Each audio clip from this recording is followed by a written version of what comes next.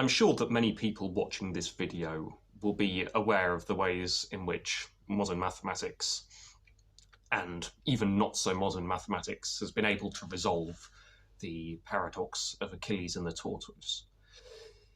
200 years after Zeno, Archimedes was aware of some examples of what we now know as convergent sequences.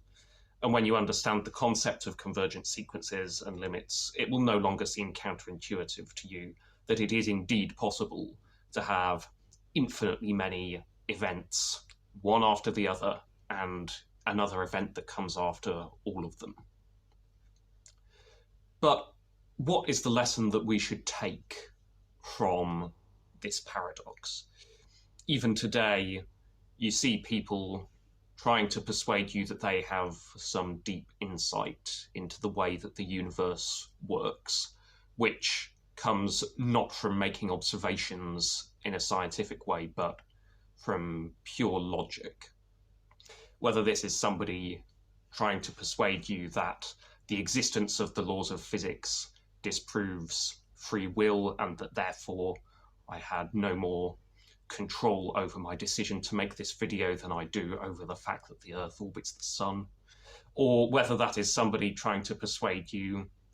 that because an infinite chain of causation is impossible, that therefore the universe must have originated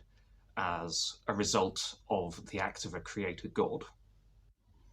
The primary means by which logic can legitimately affect our understanding of the real world is through mathematics.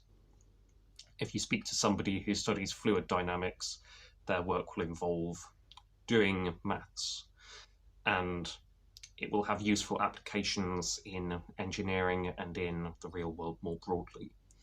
But the lesson that we need to take from the paradoxes of Zeno